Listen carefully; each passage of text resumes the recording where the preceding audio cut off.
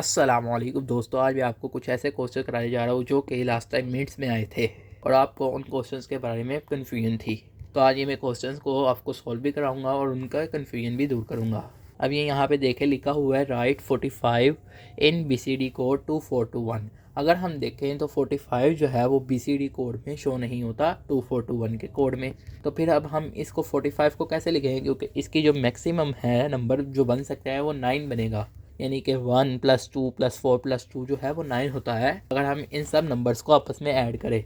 लेकिन ये तो 45 है, तो अब इसे कैसे करेंगे? ये इतना मुश्किल नहीं है। ये देखिए लिखा हुआ है 45। जैसा कि हम जानते हैं BCD कोड जो होता है उसमें हर डिजिट अलग अलग रिप्रेजेंट किया जाता है। हर डिजिट को यानी बाइनरी नंबर में अलग अलग रिप्रेजेंट किया जाता है। मीन्स कि ये 45 नहीं, ये 45 है, क्योंकि ये बात हो रही है BCD कोड में।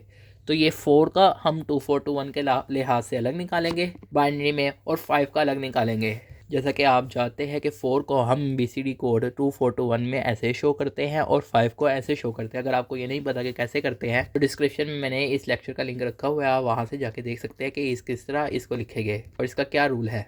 तो 4 को इस तरह रिप्रेजेंट करते हैं और 5 को इस तरह।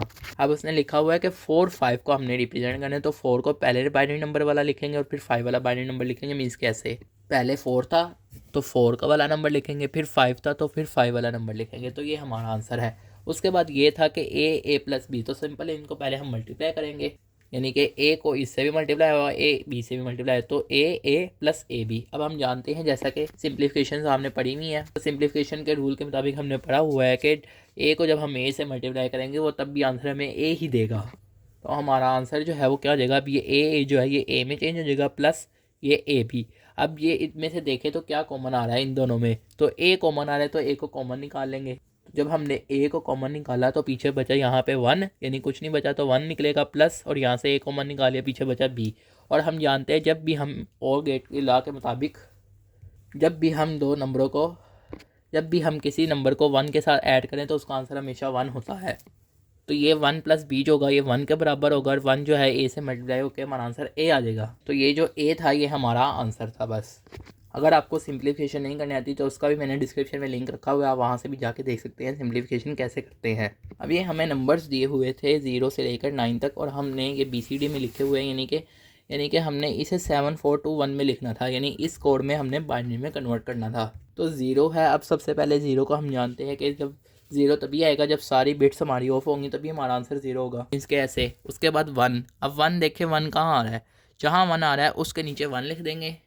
मीन्स के 1 का मतलब है कि 1 वाली बिट ऑन होगी, बाकी ऑफ होंगी। इसी तरह आगे हम 2 को देखें तो 2 का क्या है, 2 वाली ये वाली बिट है, तो 2 के नीचे 1 लिख देंगे। इसी तरह हम 3 को देखें। अब 3 को कैसे लिखते हैं, 2 + 1 करके 3 लिख सकते हैं इस कोड के मुताबिक। तो फिर 2 और 1 वाली बिट ऑन होगी मीन्स के। इसी तरह 6 तक तो इसी तरह हो रहा है जिस तरह करते हैं, यहाँ तक तो हो जाता है। लेकिन 7 पर आके कन्फ्यूजन होती है। अब 7 को कैसे लिखे, क्योंकि 7 को अगर हम लिखेंगे तो इस तरह भी इसके नीचे भी लिख सकते हैं, या हम इनको आपस में प्लस करें 4 + 2 + 1, तो ये भी 7 होता है। अब यहाँ पे मसला आता है कि कौन सा करेंगे, तो देखेंगे अगर हमारे पास सिंगल बिट से हो जाता है 7 तो फिर हम सिंगल बिट वाला ही यूज़ करेंगे। 20 के हमने सबसे पहले देख रहा है कि अगर बड़ा वाला 7 वाला ही एक ही बिट मिल रही है हमें 7 वाली, तो हमें उसे ही यूज़ करना है, बजाय कि हम 3 बिट्स को यूज़ करेंगे। तो इस वजह से फिर हम इस 7 के नीचे 1 लिखेंगे और बाकी जगह 0। इसी तरह अब 8 में देखें तो 8 में भी पहले 7 और फिर उसकी जगह 7 + 1 8। इसी तरह 9 में भी 9 जो होता है वो 7 + 2 9 होता है, तो फिर इस तरह करेंगे। बस ये कोड जो होता है वो BCD का कोड जो होता है, जैसा कि आप जाते हैं 0 से 9 तक, और हमें उस पर भी 0 से 9 तक गिवन दिया था, तो हमने वही तक करना है। पर आए थे यहाँ पे ये देख रहा था और पैरिटी बिट थी जिसे हमने करेक्ट करना था।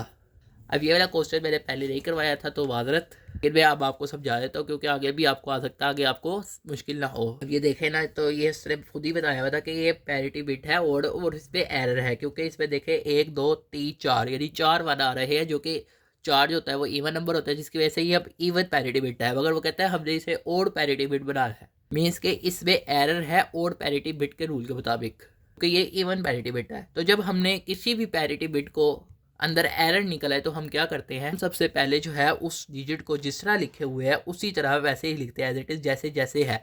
और जो इस तरह वाला डिजिट होता है लेफ्ट मोस्ट डिजिट के साथ एक और डिजिट हम लिखते हैं और वो होता है 1। चाहे हम ओड पैरिटी बिट को इवन पैरिटी बिट में कन्वर्ट करें या इवन पैरिटी बिट को ओड पैरिटी बिट में कन्वर्ट करें, हम लेफ्ट मोस्ट साइड पे जो डिजिट होगा यानी कि उसके साथ जो है वो हम 1 लिखेंगे। अब ये देखें ना, यहाँ पर हमारा जो है आंसर देखें ये अब ओड पैरिटी बिट बच गया है। एक दफ़ा आपको दोबारा बता देता हूँ कि जो नंबर है सबसे पहले उसी नंबर को उसी तरह लिखेंगे और जो लेफ्ट मोस्ट डिजिट पे लेफ्ट मोस्ट साइड पे नंबर होगा उसके साथ हम उसी की लेफ्ट साइड पे हम एक 1 लिख देंगे खुद से, चाहे हम इवन पैरिटी बिट में कन्वर्ट करें हो चाहे उसे हम ओड पैरिटी बिट में कन्वर्ट कर रहे हो। एक और था कि कॉन्सेंसस थ्योरम क्या होता है, यानी कि कॉन्सेंसस थ्योरम हम कैसे निकालते हैं। और पैरिटी बिट का भी मैंने डिस्क्रिप्शन में लिंक रखा हुआ है, आप वहाँ से जाके देख सकते हैं अगर आपको पैरिटी बिट के बारे में नहीं पता कि पैरिटी बिट क्या होती है। और कॉन्सेंसस थ्योरम का भी मैंने डिस्क्रिप्शन में लिंक रखा है, आप वहाँ से जाके देख सकते हैं अगर कॉन्सेंसस थ्योरम के बारे में आपको नहीं पता। अब ये देखें ना, कॉन्सेंसस थ्योरम में हमने पढ़ा था कि एक वेरिएबल होता है और वो 2 अपनी मुख्तलिफ हालतों में आ रहा है। मीन्स के एक ए है तो दूसरा क्या है ए नोड, यानी कि वही वेरिएबल अपने ऑपोजिट हालत में होता है। और उनके साथ जो टर्म है वो देखें, एक टर्म है बी और जो उसकी ऑपोजिट हालत है उसके साथ जो टर्म आ रही है क्या आ रही है बी सी। तो टोटल तो देखें कौन सी 2 टर्म्स आ रही हैं न्यू, बी और बी सी, यानी कि बी सी ही आ रहा है। यानी कि इनके साथ टर्म्स देखें ए के साथ और उसके ऑपोजिट टर्म जो है ए के ए नोट वाली के साथ टर्म देखें बी और बी सी है। तो फाइनल जो टर्म हमारी जो हमारी फाइनल टर्म बनेगी वो बी सी बनेगी। इसमें कॉमन नहीं देखा जाएगा, इसमें देखा जाएगा कौन कौन सी न्यू टर्म आ रही है। बस जो टर्म आ रही है जो सेम होगी उसे एक दफ़ा लिखेंगे और जो मुख्तलिफ है उसे यानी कि एक दफ़ा लिखेंगे, यानी कि जो अलग अलग आ रही है टर्म बस उनको लिख देंगे एक दफ़ा। तो ये जो हमारी टर्म है ये कॉन्सेंसस टर्म है, यही पूछा था। एक ये क्वेश्चन आया था जिसमें उसने कहा था कि इसमें हमने सिंप्लीफिकेशन लाज लगा कर और एक्सपेंडिंग करके हमने ये जो टर्म्स हैं ये वाली टर्म और ये वाली टर्म जो है इन दोनों को आपस में बराबर लेके आना है। सबसे पहले मैं जो है लेफ्ट हैंड साइड को कर लेता हूँ। तो लेफ्ट हैंड साइड पर जो टर्म थी सबसे पहले मैंने वो लिख ली A B note plus A note C plus B C note. अब इसमें देखें तो यहाँ पर ए बी नोट वाला पहले देखें तो इसमें देखें कौन सा वेरिएबल नहीं आ रहा, क्योंकि यहाँ पे देखें टोटल कितने वेरिएबल यूज़ हो रहे हैं, 3 हो रहे हैं, ए बी ए सी, यानी कि 3 किस्म के वेरिएबल यूज़ हो रहे हैं ए बी सी। तो यहाँ पे देखें कौन सा नहीं आ रहा, जैसा कि अब हम इनको अगर आप देखें यानी कि पहले ये देख लें कि इन सबको जैसा कि हम जानते हैं कि 1 के साथ मल्टीप्लाई कर सकते हैं और हमारा जो 1 है हम जान चुके हैं कि जानते हैं जैसा कि 1 जो है वो ए प्लस ए नोट के बराबर भी होता है, बी प्लस बी नोट और सी प्लस सी नोट के बराबर भी। अब हमें कैसे पता चलेगा कि हमने कौन सा वाले 1 वाला जो इक्वल रकम है इक्वल वेरिएबल वाली एक्सप्रेशन है वो लिखनी है। तो देखिए यहाँ पे कौन सा वेरिएबल इन्वॉल्व नहीं हो रहा, ए बी है बी भी है, सी वाला जो वेरिएबल है उसकी एक्सप्रेशन यहाँ पे नहीं है। तो फिर हम इस 1 की जगह सी प्लस सी नोट लिखेंगे। इसी तरह यहाँ पे देखें ए नोट है और सी है और कौन सी रकम नहीं आ रही, यहाँ पे कौन सा वेरिएबल यूज़ नहीं हो रहा, बी वाला वेरिएबल। तो फिर हम बी वाली जो एक्सप्रेशन है 1 के बराबर वो लिखेंगे। इसी तरह यहाँ पर देखें यहाँ पे 1 जो है यहाँ पे कौन सा नहीं आ रहा, यहाँ पे ए वाली जो वेरिएबल है वो इन्वॉल्व नहीं है, तो फिर ए वाला लिख देंगे 1 की जगह यहाँ पर। तो अब यहाँ तक हो गया। अब इसके बाद सिंपल इन सबको मल्टीप्लाई करके ये ओपन कर देंगे ब्रैकेट्स। तो यहाँ पर मैंने इन सबको मल्टीप्लाई किया जिस तरह ए बी नोट सी, ठीक है, A B note C not, इसी तरह A not B C, A not B C, इसी तरह plus A not B note C, इसी तरह ए बी सी नोट, इसी तरह A not B C note. तो ये इस तरह सबको मल्टीप्लाई कर यहाँ तक ये एक्सप्रेशन बन गई।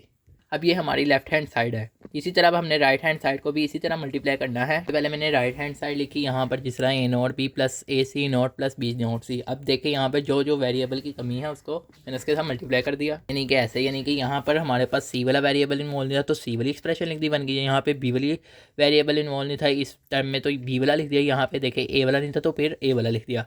इन सबको मल्टीप्लाई किया आपस में तो हमारी ये एक्सप्रेशन बन गई, यानी कि हमारी ये जो एक्सप्रेशन है हमारी ये फाइनल ये एक्सप्रेशन बन गई। मैं इस एक्सप्रेशन को थोड़ा सा सेट करके लिखता हूँ, मीन्स के टर्म्स को थोड़ा आगे पीछे करके लिखता हूँ, फिर आपको बता ही देता हूँ कि किस तरह। यानी कि देखें यहाँ पे पहली टर्म जो है ए बी नोट सी आई, यहाँ पे देखें ए बी नोट सी आ रहा है कहीं पर तो ए बी नोट सी आ रहा है। इसी तरह अब यहाँ पर देखें यहाँ पे दूसरी term A B note C note, तो यहाँ पे देखें A B note C note कहीं पर आ रहा है, यहाँ पे देखें A B note C note आ रहा है। तो जो टर्म लिख रहा हूँ मैं उसको टिक करता जा रहा हूँ इस तरतीब के बाद। इसी तरह ए नोट बी सी देखें ए नोट बी सी कहीं पे आ रहा है, ए नोट बी सी, तो यहाँ पे ए नोट बी सी लिख देंगे। इसी तरह यहाँ पे देखें ऊपर ए नोट बी नोट सी, यहाँ पे देखें कहीं पे आ रहा है ए नोट बी नोट सी, तो ये यहाँ पर आ रहा है ए नोट बी नोट सी, तो फिर इसको भी इधर लिख देंगे। इसी तरह अब हमारा यहाँ तक हो गया। इसके बाद यहाँ पे ए बी सी नोट देखें कहीं पर आ रहा है, तो यहाँ पर आ रहा है ए बी सी नोट, तो इसे भी लिख देंगे यहाँ पर। उसके बाद हमारे यहाँ पर रह गया लास्ट वाला ए नोट बी सी नोट, तो यहाँ पे देखें ए नोट बी सी नोट आ रहा है, तो यहाँ पे आ रहा है इसे भी यहाँ पे लिख देंगे। तो असल में मैंने इस एक्सप्रेशन को जो है वो रीसेट करके लिखा है, यानी कि थोड़ा सा रीअरेंज करके लिखा है। और देखिए ये टर्म जो है राइट हैंड साइड और लेफ्ट हैंड साइड जब हमने इनको आपस में मल्टीप्लाई किया इनके 1 के मुताबिक, तो हमारा आंसर जो है वो सेम आ रहा है। मीन्स कि ये टर्म देखें आप और ये टर्म देखें, ये बराबर है, ये भी बराबर है, लेकिन ये ज़रा रीअरेंज है, अरेंज नहीं है, तो मैंने इसे रीअरेंज किया ताकि अरेंज हो जाए। तो ये देखें बराबर है, यहाँ पे भी ये भी नोट्स थी, यहाँ पे भी वही, यहाँ पर भी वैसे ही, यहाँ पर भी ऐसे ही, यहाँ पर भी ऐसे ही, सेम सेम है, बिल्कुल एग्जैक्ट जैसे होनी चाहिए। तो इससे हमें पता चला कि हमारा जो ऊपर वाली टर्म मीन्स कि ये वाली जो टर्म है ये बराबर है, क्योंकि हमारी लेफ्ट हैंड साइड को जब हमने मल्टीप्लाई किया और इसको राइट हैंड साइड को मल्टीप्लाई किया तो हमारा आंसर बराबर आया। तो एक दफ़ा आप इस तरह पूरा देख लें, क्वेश्चन ये इस तरह है। तो उम्मीद है कि आपको समझ आया होगा। अभी कुछ 2-3 क्वेश्चन रह गए हैं जो कि डिफ़िकल्ट हैं, तो इंशाल्लाह मैं अगले लेक्चर में आपको समझा दूंगा। आप सब दोस्तों का लेक्चर सुनने का शुक्रिया।